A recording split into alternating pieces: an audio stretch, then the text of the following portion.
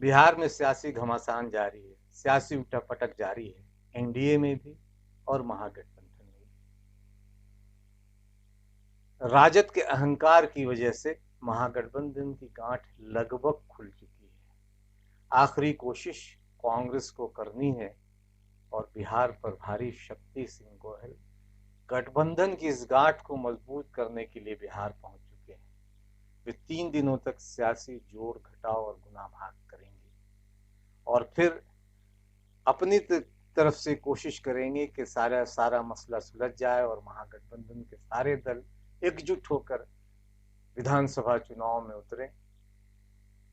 उनकी कोशिश कितनी सफल होती है, कितनी असफल, ये तो अभी आने वाले 2-3 दिन में पता चल जाएगा। लेकिन इन सब सियासी खबरों के बीच एक विचलित करने वाली खबर भी बिहार से ही आई है। राष्ट्रीय मानवाधिकार आयोग ने बिहार में मिड डे मील नहीं मिलने के कारण सरकारी स्कूलों के बच्चों के भीख मांगकर और कूड़ा बीनकर भोजन जुटाने की खबरों पर गहरी नाराजगी जताई है। सचमुच ये एक संवेदनहीन सरकार का, यानी नीतीश कुमार सरकार का ये संवेदनहीन चेहरा है जो हमारे सामने फिर आकर खड़ा हुआ है। शेल्टर होम की बच्चियों के साथ बलात्कार हो, सृजन घोटाला हो या चमकी बुखार में मारे गए सैकड़ों बच्चों की मौत के बाद भी सरकार का रवैया जिस तरह से है, उसके संवेदनशीलता पर बहुत बहुत बड़ा सवाल खड़ा करता है। और अब ये नई खबर, एनएचआरसी यानी मानवाधिकार आयोग ने मामले का स्वतः संज्ञान लिया। कोरोना संकट के बीच नीतीश सरकार ने मिड डे मील का पैसा बंद कर दिया था। नाराज मानवाधिकार आयोग ने बिहार सरकार के साथ साथ केंद्र सरकार को भी नोटिस जारी किया है और जवाब तलब किया है।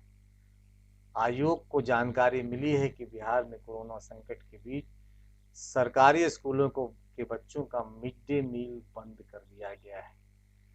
मानवाधिकार आयोग का कहना है कि बिहार के स्कूली बच्चों को मिड डे मील में रोटी चावल के साथ साथ दाल सब्जी और अंडा दिया जाता था। हालांकि हर स्कूल में ऐसा होता था या नहीं, ये भी अपने आप में सवाल है, क्योंकि नीतीश कुमार की सरकार इस मामले में, शिक्षा और स्कूलों के मामले में बहुत ज्यादा संवेदनशील न पहले थी न अब है।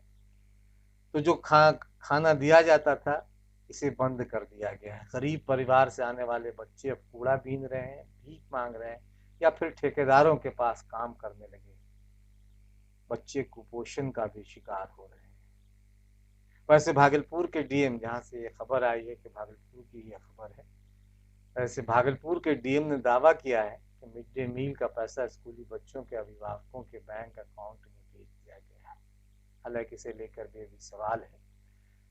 शिक्षा के सवाल पर बिहार में कई साल से आंदोलन कर रहे, अलग जगा रहे रालोसपा, राष्ट्रीय लोक समता पार्टी के प्रमुख उपेंद्र कुशवाहा ने नीतीश सरकार की संवेदनहीनता पर सवाल उठाया है।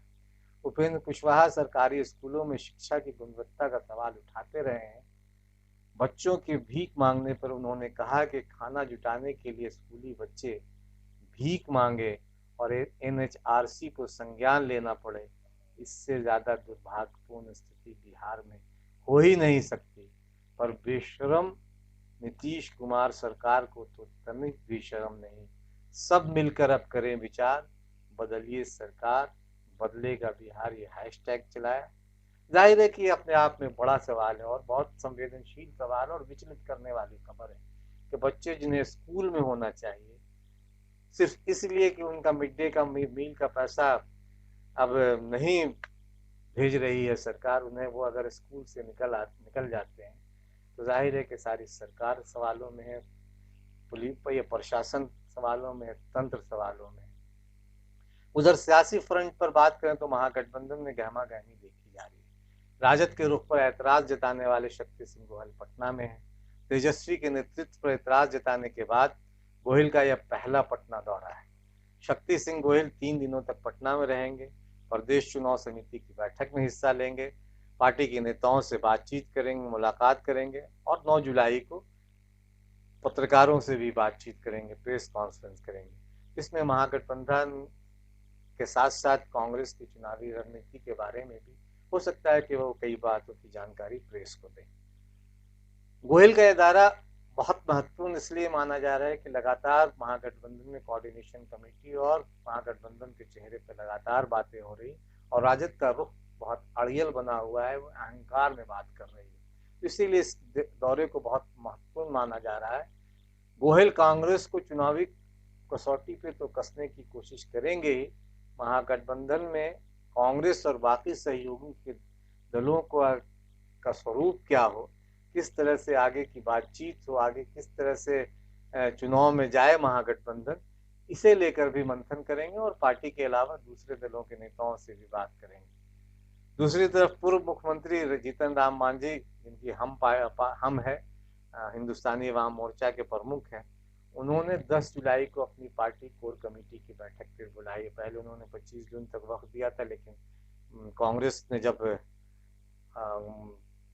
कांग्रेस की तरफ से ये बात आई कि कोऑर्डिनेशन कमेटी को बनाना ही है, तब उन्होंने वक्त बढ़ाया और अब 10 जुलाई को फिर उन्होंने वो अपने कोर कमेटी सदस्यों के साथ बैठक कर आगे की रणनीति के लिए कोई फैसला लेंगे। इसलिए भी गोयल का दौरा बहुत महत्वपूर्ण हो जाता है। बिहार में विधानसभा चुनाव के नजरिए से देखो तो ये पूरा हफ्ता महागठबंधन में सियासी हलचल से भरा होगा। हालांकि राजद ने कोऑर्डिनेशन कमेटी गठित किए जाने की मांग को लगभग खारिज कर दिया, पूरी तरह खारिज कर तो नहीं किया, लेकिन लगभग खारिज कर दिया। इसलिए आनंद फानंद में मांझी ने अपनी पार्टी की 10 जुलाई को बैठक बुलाई और आगे की रणनीति क्या होगी, आगे क्या उनकी पार्टी किस का रुख क्या होगा, इस पर फैसला करेंगे मांझी। कहा यह भी जा रहा है कि राजद ने कांग्रेस इस मांग को भी खारिज कर दिया है कि महागठबंधन में सीट बंटवारे के लिए कोऑर्डिनेशन कमेटी का गठन किया जाए। हालांकि गोयल इस पर अड़े हुए हैं कि कोऑर्डिनेशन कमेटी बने।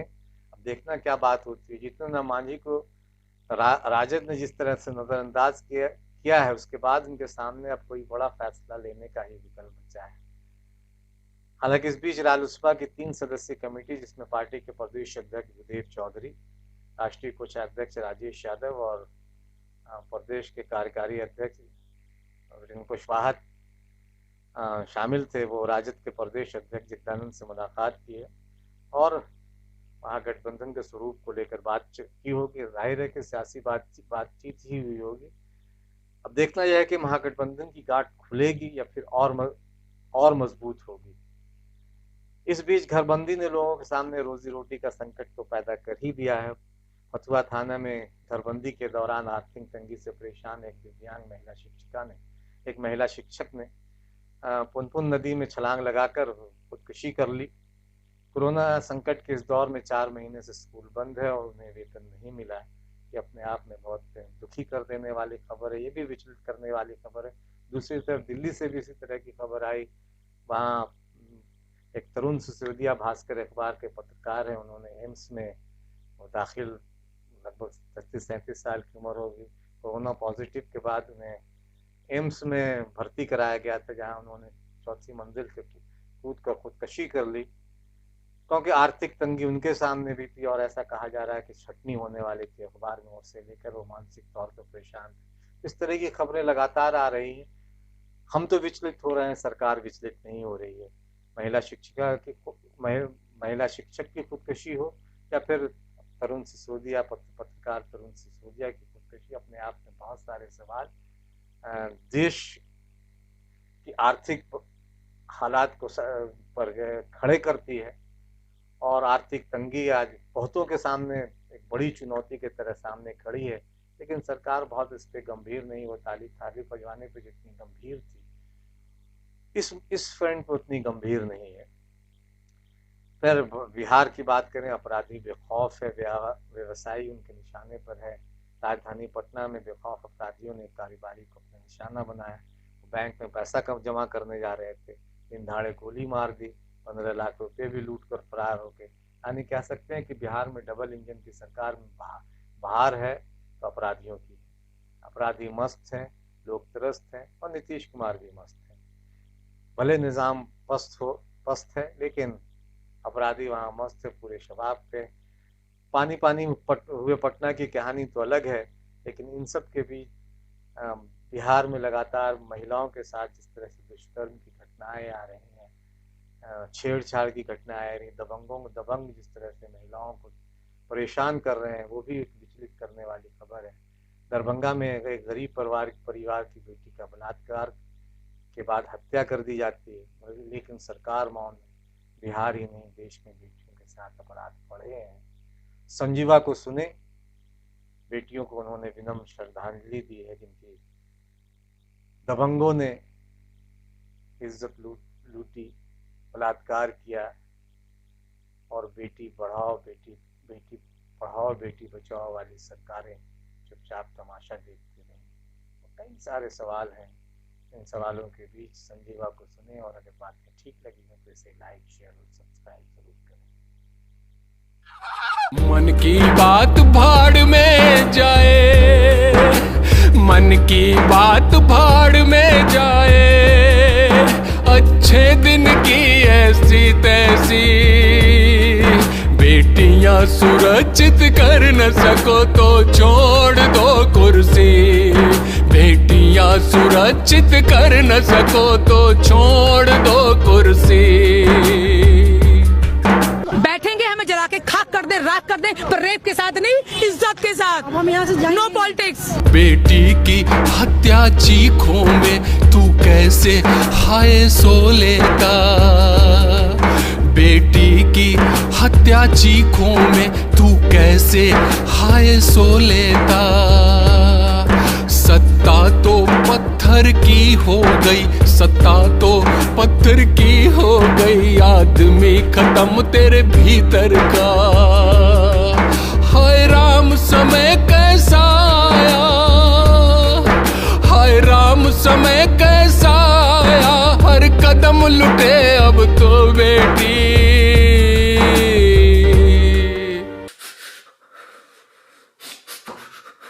मन की बात भाड़ में जाए, मन की बात भाड़ में जाए, अच्छे दिन की ऐसी तैसी आग तू। बेटियां सुरक्षित कर न सको तो छोड़ दो